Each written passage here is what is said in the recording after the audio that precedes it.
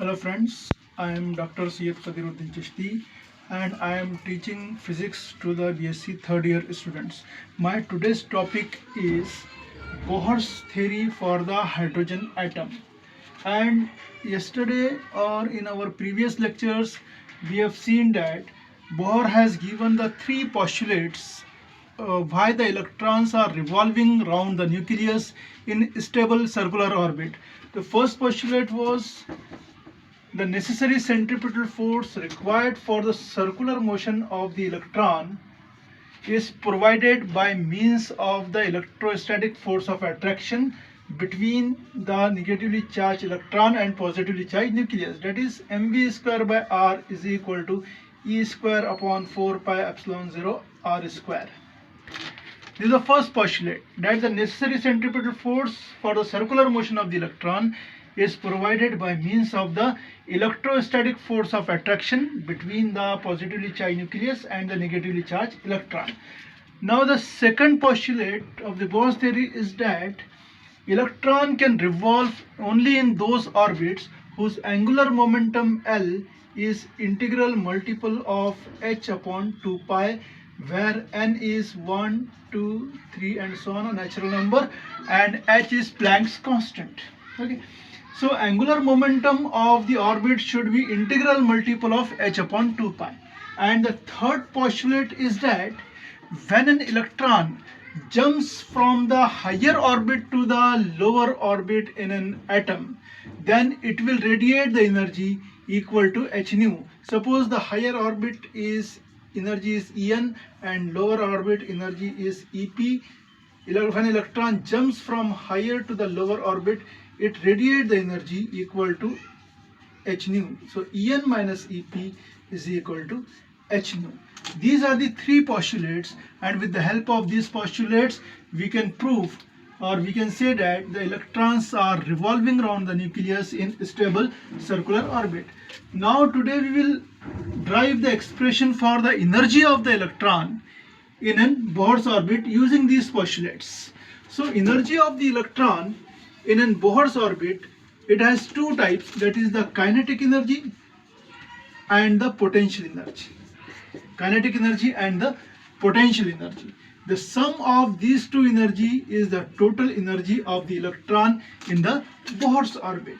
So kinetic energy can be derived with the help of the first postulate, that is mv square by r is equal to E square upon 4 pi epsilon 0 r square. If I one r get cancelled, if I divide by half, that is half mv square is equal to E square upon 4 pi epsilon 0 r square, r only r, one r get cancelled. This is the kinetic energy. Now the potential energy in the Bohr's orbit is the electric potential into the charge on the electron, and the potential is given by E upon 4 pi epsilon 0 r into minus E. So the electric potential in the Bohr's orbit, or the potential energy, is equal to minus E square upon 4 pi epsilon 0 r, 4 pi epsilon 0 r, and the kinetic energy is E square upon 4 pi epsilon 0 r.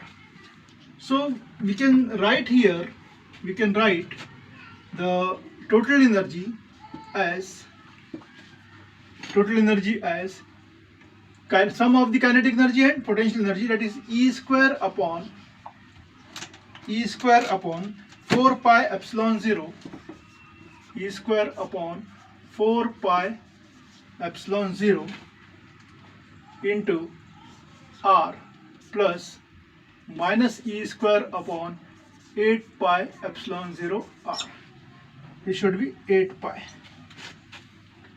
So total energy will be sum of the potential energy plus kinetic energy. So total energy will be equal to E square upon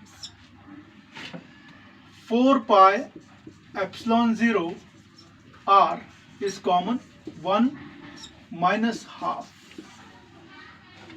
or it is half minus, it is 4 pi epsilon 0 only, it is 4 pi epsilon 0.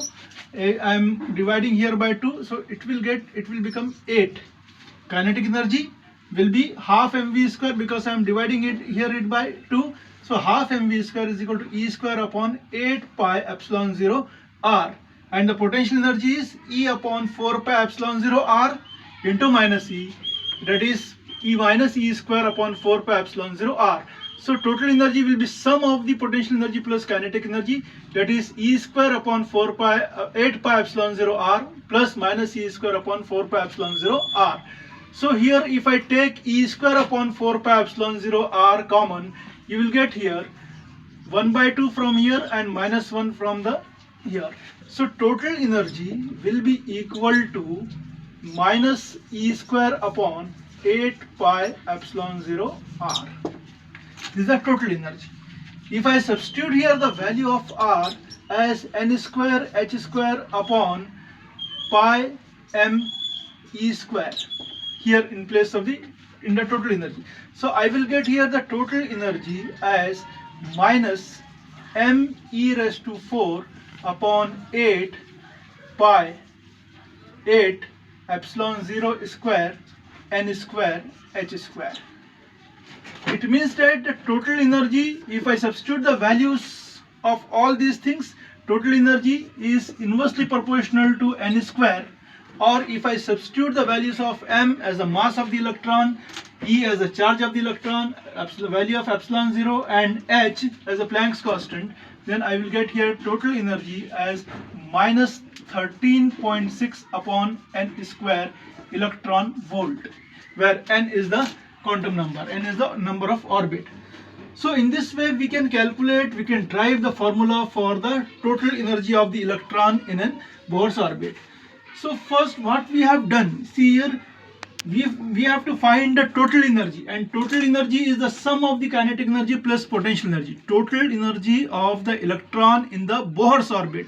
So electron has kinetic energy as well as potential energy, and we use the first postulate that the centripetal force is equal to the electrostatic force. So mv square by r is equal to E square upon 4 pi epsilon 0 r square. 1 r get cancelled. I will divide it by 2. So I have to divide it by 2 also. So half mv square is equal to E square upon 8 pi epsilon 0 r.